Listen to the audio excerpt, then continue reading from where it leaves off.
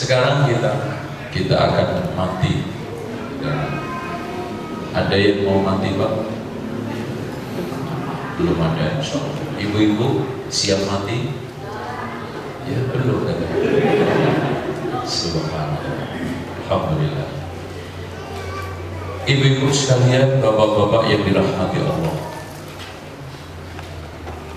sebentar lagi Ramadan akan datang. Persiapan kita untuk menuju Ramadan perlu kita siapkan jauh-jauh hari. Di antara persiapan yang paling baik adalah melembutkan hati. Dan tidak ada sesuatu yang paling bisa melembutkan hati manusia melainkan dzikrul maut, mengingat kematian. Sehingga Abdullah ibnu Mas'ud mengatakan, kafa bil mar'i maw'idhah, cukup kematian sebagai penasihat. Oke? Kalau seandainya ada orang yang dinasihati ulama 10, mungkin belum tentu mempan. Tapi kalau sudah kematian datang, tidak ada yang bisa menilai. Oke, kita buka bukunya. Yang tidak punya buku dibuka bukunya. Saudaraku, engkau tahu, di mukadimah dulu pengantar penulis. Engkau tentu tahu setiap detik yang engkau gunakan untuk berzikir dan beribadah akan tercatat rapi.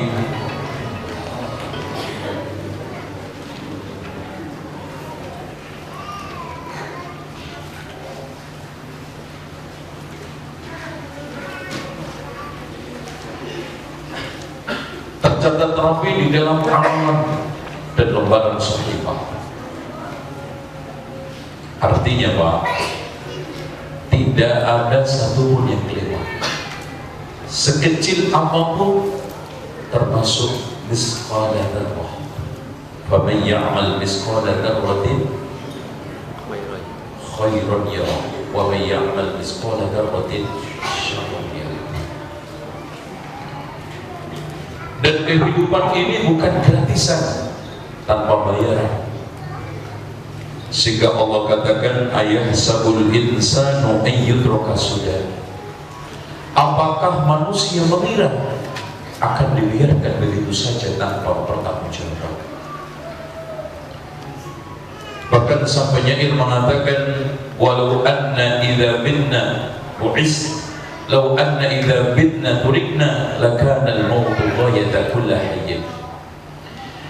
Seandainya ketika kita mati, setelah mati dibiarkan, tidak ada hisab, tidak ada pertanggungjawaban, ketahuilah kematian akan menjadi tujuan semua orang yang hidup. Gak ada Pak yang gak pengen mati. Daripada hidup dikejar-kejar utang, mendingan mati karena istirahat. Tapi tidak. Walakinna idza bitna bu'isna wa nus'alu ba'dahu an kulli syai'in. Bahkan ketika kita mati akan dibangkitkan dan akan ditanya segala sesuatu, termasuk summa la tus'alunna yawma idzin 'anil na'im. Mata nikmat pernah enggak kita gunakan untuk baca Al-Quran? Telinga ini nikmat pernah enggak kita gunakan untuk mendengarkan suara-suara lantunan-lantunan Al-Quran? Kaki, tangan ini nikmat pernah enggak kita gunakan untuk berjalan ke masjid Allah? Bahkan udara ini kita nikmat, kita hidup untuk kebaikan atau untuk keburukan setelahnya. Sadarilah wahai saudaraku, kematian telah menantimu. Lihat, kita lambat laun menua, rambut kita kusut, dan tampang kita pelan-pelan kulitnya keriput, wajah kita menua bak jeruk purut, dan kekuatan kita lambat laun menyusut. Dan sebentar lagi urat nadi tak berdenyut, dan malaikat mau menjemput, dan akhirnya kita dikubur di pondok Ramon di padang rumput. Ini sebelah tak jauh. Subhanallah. Bekal apa Pak? Tolong diperhatikan. Perjalanan dunia ditempuh dengan kaki dan perjalanan akhirat ditempuh dengan hati. Makanya semakin kuat kaki kita, maka akan semakin jauh jarak yang kita akan dapatin lalui di dunia, dan semakin kuat hati kita akan semakin jauh dan tinggi derajat akhirat yang kita akan lalui. Jarak dunia ditempuh dengan kaki, jarak akhirat kita tempuh dengan hati.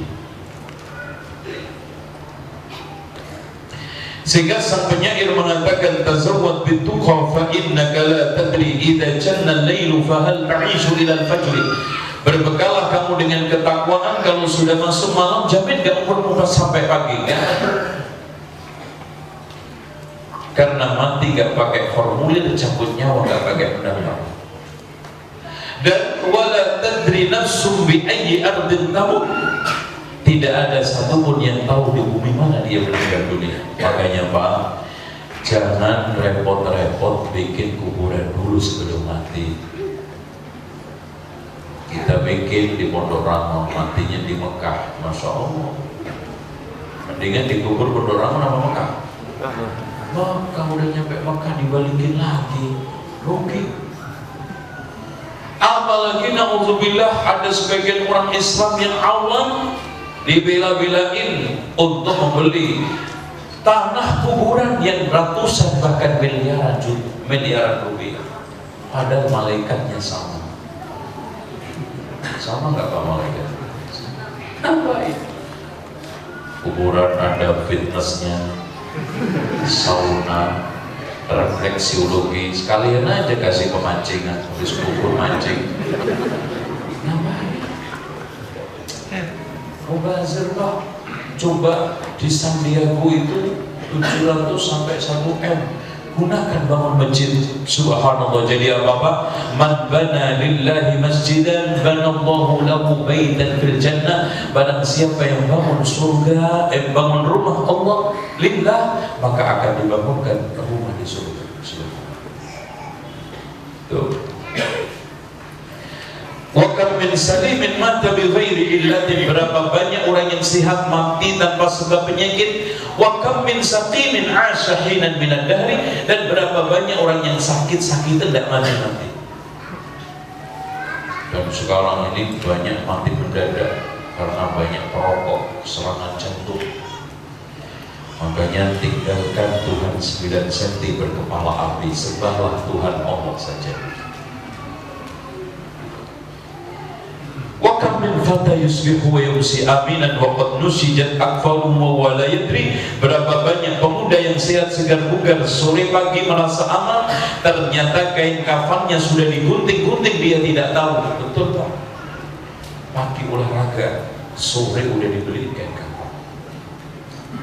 Namanya pulang dari olahraga, lewat depan penjual kain kafan, nanya, Pak lagi ngapain? Ini motong-motong kain kafan, barangkali sore ada yang beli deh. Ternyata dia yang dibeli Pak. Mati gak ada yang kapan pun. Dan tolong diperhatikan, a'maru ummati ma baina sintina ila sab'in, umur umatku antara 60 sampai 70. Wa aqalluhum man yajuzu dzalika, sedikit sekali yang lebih dari itu. Dan Pak, semakin tambah umur semakin tambah penyakit, bukan tambah banyak yang keluar, malah tambah banyak yang masuk. Dan orang itu kalau sudah tergiring oleh hubudunnya, ikutin nafsu, lalai, akhirnya bawaannya dari mulai kecil umur 10 tahun yang dipikirkan makanannya, umur 20 tahun yang dipikirkan kekasihnya, umur 30 tahun yang dipikirkan syahwatnya.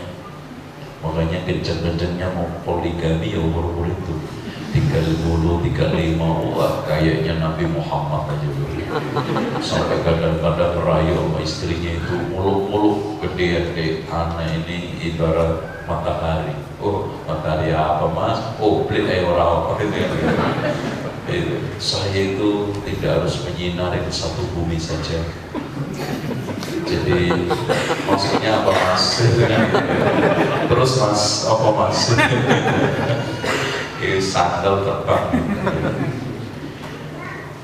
Kalau umur 40 tahun yang dipikirkan ambisinya, umur 50 tahun yang dipikirkan hartanya, umur 60 tahun yang dipikirkan penyakitnya, kapan ngajinya? Kapan sholatnya? Gitu. Maka sekarang kita buka bab 1, dunia yang fana. Ya Allah, Pak, Allah tegaskan, a'udzu billahi minasyaitonir rajim. Kullu man 'alaiha fan wa yabqa wajhu rabbika dzul jalali wal ikram fa bi ayyi ala'i rabbikuma tukadziban. Kullu man 'alaiha fan, semua yang ada ini akan hancur. Nanti kita akan akhir kehancuran bumi sampai kita masuk surga atau neraka. Insya Allah. Mudah-mudahan kita selesaikan sampai menjelang asar insya Allah. Gimana? Sanggup? Sanggup Bapak. Kalau pulang mas sanggup. Hadirin sekalian, kullu man 'alaiha fan. Kalau memang begitu, dunia tempat singgah sesaat. Banyak orang yang lupa atau pura-pura tidak sadar bahwa dunia ini hanya tempat untuk mengais bekal singgah sesaat dan untuk mencari perbekalan sebanyak-banyaknya menuju kampung akhirat, dan hanya untuk nanam panenannya nanti di akhirat. Maka Allah katakan, wabtaghi fima ataakallahu darul akhirah, carilah apa-apa yang diberikan Allah untuk kampung akhirat. Alhamdulillah Pak, alhamdulillah loh, kita ini ngaji, masya Allah, alhamdulillah. Tempat karpetnya bersih, masjidnya bagus, AC, dikasih minum. Coba kalau nonton film ini berapa ini setuh? Makanya ngaji itu enak, tapi banyak orang yang nggak minat. Padahal kadang-kadang ada orang yang hanya layar tancap di depan, masya Allah, gak begitu. Nontonnya sambil berdiri, kehujanan, ikhlas, khusyuk.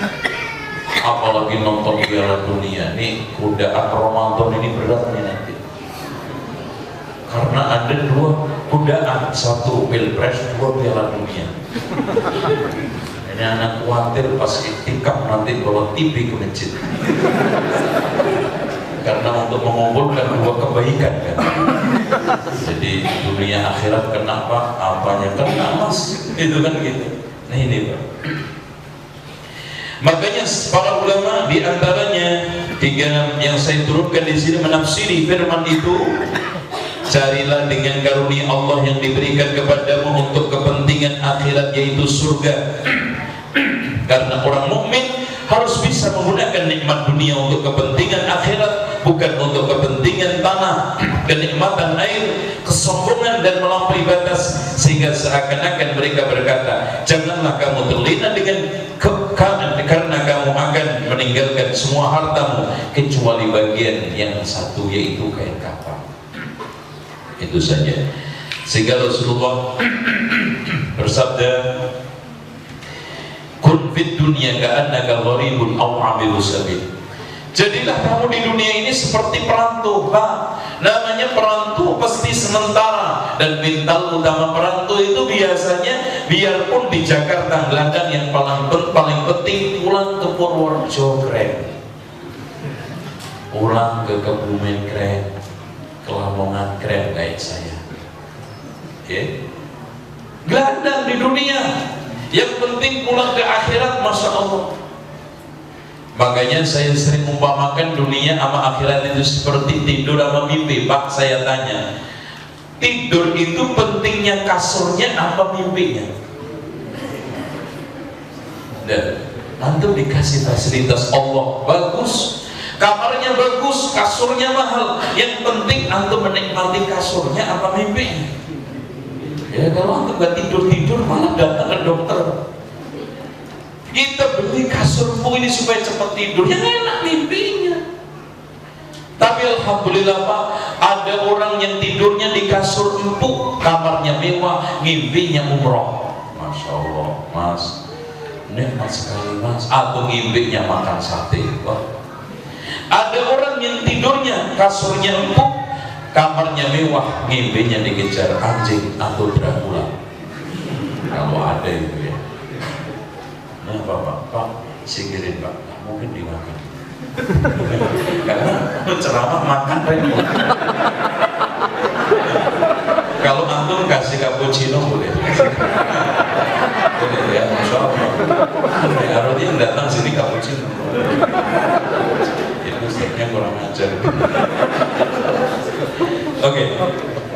Hadirin sekalian, tapi ada orang yang Masya Allah tidurnya di emperan toko, bangunnya jadi siram air saking enak, mimpi makan sate atau umroh. Tapi Pak, ada yang tidur di emperan toko, mimpinya dikejar anjing. Masya Allah, ini namanya orang miskin gak sholat. Ya Allah, mau nyari apa toh Mas? Rumahnya pinggir kali Ciliwung, listriknya bantol nyolong. Kalau banjir kasurnya hilang karena hanyut. Kemarau nyamuknya Masya Allah, subhanallah nggak sholat. Ya Allah, ini namanya akhiratnya ngeblok, dunianya bolong. Susah, jangan Pak. Dan hadirin sekalian, akhirat dunia kita dikasih oleh Allah fasilitas begitu banyak, seperti minjem kok. Kita itu di dunia ke akhirat yang diberikan Allah berbagai macam fasilitas. Wa in ta'uddu nikmatallahi la tuhsuha. Kalau seandainya kalian menghitung-hitung nikmat Allah, tidak akan bakal bisa menghitungnya. Seperti pinjam baju. Ada orang yang pinjam baju belum dipakai udah dibalikin. Ini anak kecil belum balik meninggal dunia. Insya Allah auladul muslimina ma'a abaihim, kata Rasulullah, anak-anak muslim bersama bapaknya berarti surga. Dan sebelum masuk diasuh oleh Nabi Ibrahim sama-sama. Kalau udah masuk orang tuanya diberikan dan nanti memberikan syafaat. Allahu Akbar. Ada orang yang sudah pinjam baju udah dipakai, tapi sebelum dibalikin udah sempat dicuci. Alhamdulillah. Ini namanya orang sudah hidup dewasa, melakukan dosa dan harus mempertanggungjawabkan. Ketika kembali kepada Allah, sempat nyuci, tobat, insya Allah Pak langsung juga masuk almari, nggak dicuci. Nah, ada orang yang pinjam baju sebelum sempat dicuci sudah dibawa balik, bawa ambil yang punya. Ini namanya orang hidup sudah sempat dewasa, melakukan dosa, dan sebelum sempat tobat sudah mati meninggal dunia. Na'udzubillah. Ini bakal dicuci Pak. Nyuci itu langkahnya pasti 4. Ayo apa? Ibu-ibu paling tahu nyuci. 1 diucek, dulu 1 direndam. Dan itu tergantung kotorannya. Lah kalau kotoran teh kopi ya udahlah paling sebentar rendamnya cocok diangkat. Kalau getah pisang sama mangga itu Pak, direndam sampai 3 hari nggak copot-copot ya, sampai keseng itu di neraka. Habis direndam, diucek, diperes, terus dijemur. Subhanallah itu Pak. Itu yang jemur malaikat loh Pak. Wah itu direndam, diucek, diperes, dijemur. Ini ingat Pak.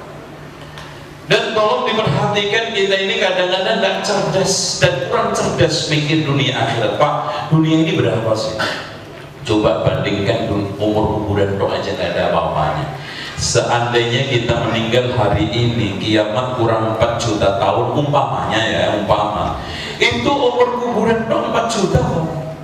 Subhanallah. Ya kalau 4 juta, kalau 10 juta, coba mikir.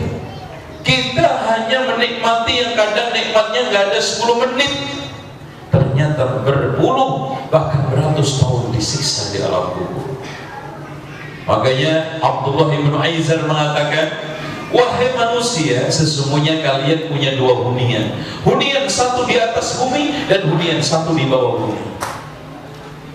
Lalu ada orang yang datang bertanya, berapa lama kamu tinggal di Maugani? Ya kalau sekarang umurnya 60 dikasih jatah Allah 70 ya dikurang 2 kali pilpres. Iya kan? 2 kali, ya Allah. 10 tahun Pak. Dan berapa lama kamu tinggal di bawah bumi sampai kiamat? Bagaimana sekarang rumah yang sementara kamu akan tinggalkan dengan cepat? Kamu perbaiki tembok, dicat dengan baik, jendela dan pintunya dengan kayu-kayu ukir yang indah, kemudian dilengkapi perabotnya. Sementara rumah yang kamu tinggalin berapa puluh, ratus, bahkan juta tahun, kamu datang merusaknya dengan tidak sholat, dengan tidak beramal soleh, dengan tidak puasa, dengan tidak zakat. Hancur rumah akhirat ini. Ini tolong pikir. Makanya Pak, Rasul ketika habis tidur, subhanallah, karena Rasul itu disebutkan sifatnya putihnya, kalau ada barang putih terus luarnya itu kayak ada warna merah apa sebab itu timbul gitu, kayak apa Pak? Kulitnya Rasulullah itu bagus, kemerusuk apa ya, susah mengungkapinya ya, putih terus kayaknya ada warna ngambang ini merah jambu ya, merah jambu, bukan mawar merah jambu. Sudah tidur di pelepah kurma karena bantalnya dari pelepah kurma yang ditumbuk diempuin, kemudian tikarnya kurma sehingga bangun besek, terlihat sekali. Abdullah ibnu Mas'ud, seorang sahabat yang dekat, tahu ya Rasulullah, kenapa nggak nyuruh saya cari bantal yang tak sedikit empuk? Apa katanya Rasulullah? Mali wa mali dunya, halaman 2. Wahai Abdullah ibnu Mas'ud, apa urusan saya dengan dunia? Ma'ana fid dunya, tidaklah saya posisi saya di dunia illa karakibin, seperti orang yang jalan istadalla, istirahat tahta syajaratin, di bawah rindangnya pohon, nah demba, ngilangin keringet, ngilangin sedikit capek, setelah itu sumaroha dia pergi, watarokah dia tinggalkan. Kita akan tinggalnya rindang, kita akan tinggalkan rindangnya pohon, buahnya pohon, kita tinggalkan fasilitas dunia. Yang berlian kita beli, kita akan tinggalkan. Yang emas kita kumpulkan, kita akan tinggalkan. Yang mobil mewah kita akan tinggalkan. Yang nemenin sampai kuburan mobil ambulan paling banter itu apa Pak? Mobil ambulan paling banter apa? APV. Wah, ada mobil ambulan Mercy rugi, itu pun nggak bisa masuk ke kuburannya, balik. Yang diantri 3 balik keluarga harta, yang ikut adalah sudah apa namanya, amal. Siapa yang baik ditemani amal baik, kalau jelek ditemani amal jelek. Makanya di dalam kuburan nanti orang yang baik bisa menjawab, yaitu mukmin, ditanya man rabbuka, Rabbi Allah, Tuhan saya adalah Allah. Wa man ladzi ursila ilaika, siapa nabi yang diutus kepadamu? Dia menjawab Nabi Muhammad SAW. Wa ma dinuka, apa agama? Dini al-Islam, agama saya Islam. Wa ma ilmuka bidzalika, apa dasar ilmumu kamu bisa mengatakan itu? Nih Pak, ini menunjukkan adanya konsekuen, bukan pertanyaan ujian yang penting saya bisa jawab. Lembaran kertas saya ujian 80 soal aja bisa jawab, ini cuma 3. Saya persiapkan sebelum mati 2 hari lah beres. Nggak bisa. Kenapa? Karena pertanyaan konsekuen. Kalau Bapak selama di dunia tidak pernah konsekuen, yang katanya Ibrahim Adham, ada 10 perkara yang menyebabkan hati manusia itu mati. Kamu kenal Allah tapi tidak menunaikan haknya. Apakah gentle antum akan mengatakan Tuhan saya adalah Allah? Kalau selama ini dia selalu menodai sunnah Rasulullah, Apakah akan sportif Pak mengatakan Nabi saya adalah Muhammad, dan dia apakah akan bisa berani mengatakan agama saya Islam kalau hanya selama di dunia KTP? Nggak bisa. Makanya sang mukmin ketika ditanya wa ma ilmuka bidzalika, apa alasanmu bisa menjawab itu? Apa kata dia si mukmin ini? Qara'tu kitaballah, saya baca kitab Allah, wa shaddaqtu, saya benarkan, wa amantu bihi, dan saya imani. Makanya orang munafik dan kafir ketika ditanya wa man rabbuka, siapa Tuhanmu? Ha la adri. Siapa nabimu? Ha la adri. Apa agamamu? Ha la adri. Makanya Pak raditu billahi rabba wa bil islami dina wa bi Muhammadin nabiyya merupakan asas agama.